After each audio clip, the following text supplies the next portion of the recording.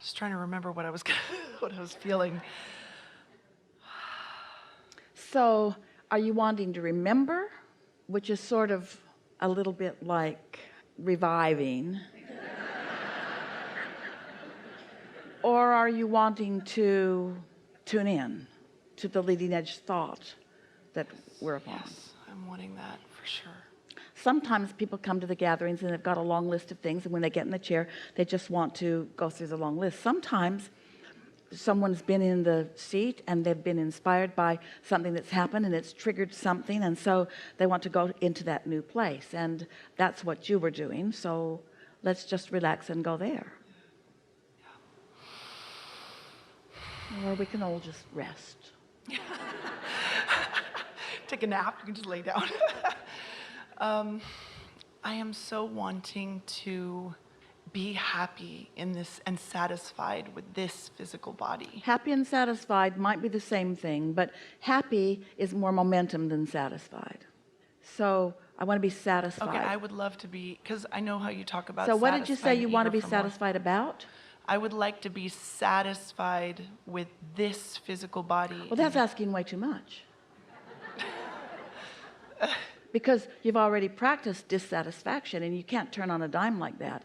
And there's already enough momentum. In other words, satisfaction and dissatisfaction are pretty close together, but abject loathing, we're just kidding you, is further. And so the other day we were talking with a man, and he had invented this wonderful barbecue contraption that he wanted to take to market and make a lot of money with. And so we talked about it together for quite a while.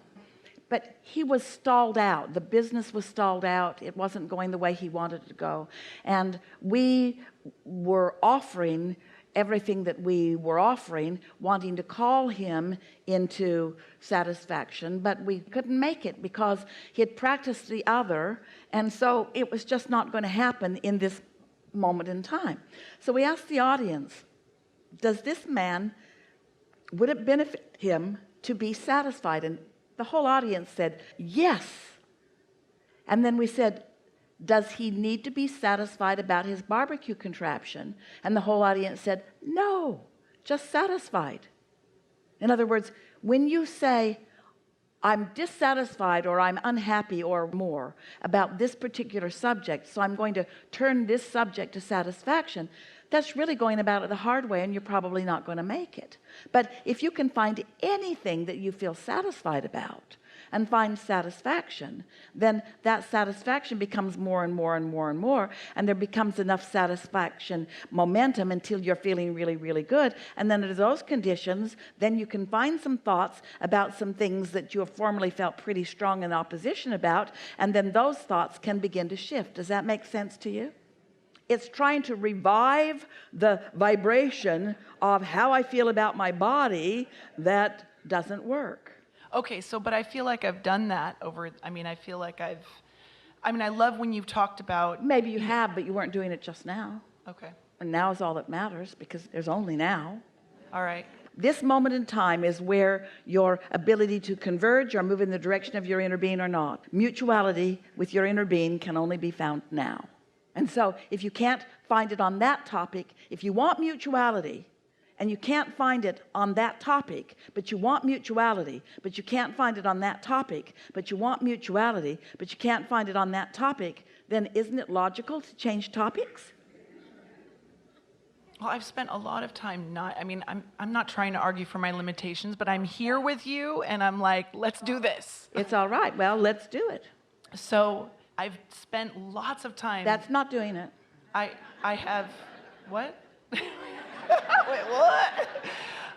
Okay. So you want me to try it? I feel like I know how to, I have an extraordinary life, and I have spent lots of time not thinking about it or thinking about wonderful things that are happening in my life. And when I tune into this other thing. But here's the thing. So you spend time finding satisfaction about other things, but not to the degree that you found so much satisfaction that you can then find satisfaction about that thing. Because you keep wanting that thing to change before you're willing to be satisfied. You're not willing to be satisfied about it in the vibrational state. It's got to go all the way there before you'll be satisfied, if you're like most humans. And that's what trips you up. Yes, because It's like I need to be there in order to be satisfied. That never works. That's not what creation is. Creation is finding a satisfying vibration and maintaining it until that thought turns to the thing that you want. but the other Satisfying thoughts turn to the things that you want. Dissatisfying thoughts turn to the things you don't want. So if you've got dissatisfying thoughts about something that you want, got to change the subject to satisfying things. It's really simpler than you're letting it be. And it's because you're like most humans, where you think that it takes pain to have gain, and you have to wrestle it to the ground and kill it, and you're sort of oriented to finding the problem and then fixing it, and so forth. And all of that has some relativity in your life experience, because contrast is important and so forth. But once you have done step one and you know what you want, then you got to focus on what you want. And if you can't, then focus on something else that you want. But I'm not even sure that I can have what I think I want. We know you're not sure. We know you're not sure. I mean, I can't look like I'm 20 again. You know, you can't, with money, you can make more money, but can you really, you can maybe say, like, I love the idea of thinking that maybe one day I could say, oh, I feel even stronger. I've heard people say that I feel stronger or fitter or happier in my body than I did when I was 20. Esther thought she cut those trees down too, and she didn't. Okay, I didn't follow you on that one. Well, we're just saying you practice beliefs that don't serve you. And so when you get to the essence, we can talk about this subject, and we will, if you want to, for 2 minutes. 2 minutes. But there's an easier way of going about it. The way we could talk about it is we could say to you, well, what is it about youth that is appealing? Well, it's the feeling of vitality. It's the feeling of open-endedness. It's the feeling of freedom. Frisky. It's the feeling of being alive. It's the feeling of so much more ahead of me. It's the feeling of adventure. It's the feeling of expansive. It's the feeling of possibilities. And so any one of those things, any of those things, or all of those things, with far less effort than you think, you could hone in on, and you could find aspects of your life when you feel that way. And here's the thing about playing the satisfaction game that we are encouraging. Often there'll be one of those aspects that you are feeling in that moment, and as you acknowledge the satisfaction that you feel on any of those topics, then you gain vibrational ground, so to speak. So it's easier for you to pick that up where you last left it, because every thought is where you last left it on every subject. So as you begin to look for reasons to feel satisfied in other aspects of your life, you will find components of satisfaction that will serve that too. But it's like sneaking in the back door, because the other component of satisfaction, you found it and you accomplished it, and you didn't shoot it in the foot because that's not what you were thinking about, and so you didn't stir up all those aggravating thoughts that kept you from going further. So it just gets better and better until you begin to acknowledge that you're feeling more vitality, and that you're having more fun, and that you're feeling more free. And then those other things that you wanted to sort of demand from the universe, or that you acknowledge are not coming easily, you stop beating that drum so much. At the same time that we're saying to you that you can be or do or have anything that you desire, we're also saying to you, you have to find a way of believing it. So then you say, what if I don't believe that I can have some of my desires?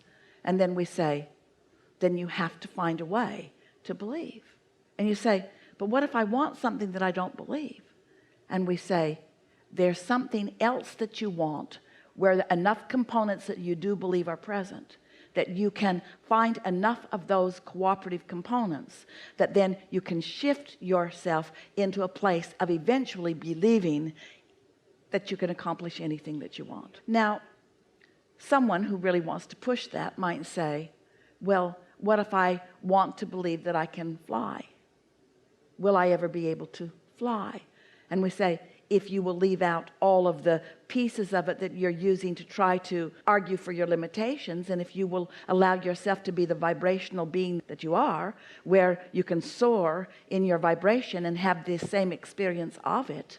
But what humans so often want to do, they want to say, no, I want to lay out all the improbable or the maybe even practical components that I don't believe, and then I want to defy all of those. And we say that is something that you cannot do. You cannot defy your own belief system. You have to modify your beliefs to harmonize with your desires. That's what deliberate creation is. That's what evolution is. Because what people most believe in is what is. Well, then how could what is ever change? If you believe that you have to believe in everything that is, then how will you ever move beyond what is? You have to lessen your grasp on what is in order to allow what isn't yet to be the new what is. So if you could look into your vortex the way we do and see the full manifestations of so many things that you desire, that your what is has given birth to, then you would come to understand that you can be that youthful being that you want to be, that you can live in the joyous way that you want to live. But the most important thing that you have to let go of is bringing everyone else along with you, because the weight and balance of all of the beliefs of all of those who are living the now reality holds you to a place that won't let you go to the new place. There have always been those who have reached beyond the beliefs of the masses, who have ignored the beating drum of the reality that the masses want to convey. And it's really interesting because they're conveying so much contradiction one with another anyway. And these people who have believed beyond what most believe, and therefore attracted to themselves what they believed, have then provided a basis of beliefs for masses to follow. That is my path. Yeah, that's my desire. And so at the same time we're saying to you, leave everybody else out of it, we're saying when you go there, a lot of them will follow, but leave them all out of it. And when you leave them all out of it, then you can go and then they can follow, but leave them all out of it. Don't let what they believe or don't believe to be your motive. In other words, leave them all out of it. When you leave them all out of it and you just establish mutuality between you and your own inner being, you can find satisfaction, satisfaction, satisfaction, satisfaction, satisfaction, satisfaction. And when you stop reaching for mutuality with others, you'll stop trying to define yourself through their eyes. You'll stop receiving what they think about the way you look or the way you are. You'll have way more leeway to see yourself as you want to be. You'll stop reaching for their thoughts because you won't be in the vicinity where you can even receive their thoughts. God, is that really possible? Yes. It's what deliberate creation is. It's separating yourself from the mutuality of them and assigning to yourself an intention to have mutuality with your own inner being, where your invincibility is, and then you will discover and show yourself that you can do or be or have anything that you define. You just got to line up with it. When you say showing it to other people, when I am in that lead, not well, you see, in the leading edge, is that something that's on my path, or is that, don't even think about that? You're a teacher to the core of your being, and you want to lead through the power and clarity of your example. And so when you accomplish something, it will just naturally that others observe, it can be beneficial to them.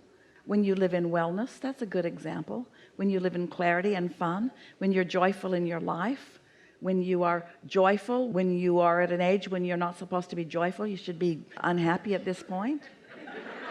You sort of stick out like a sore thumb. Yes, that is or for like sure. the only thumb that isn't sore. We've enjoyed this interaction immensely.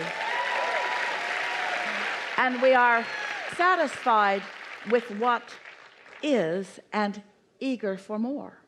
There is great love here for you. And for now, we are complete. Good. Really, really good. And we're off.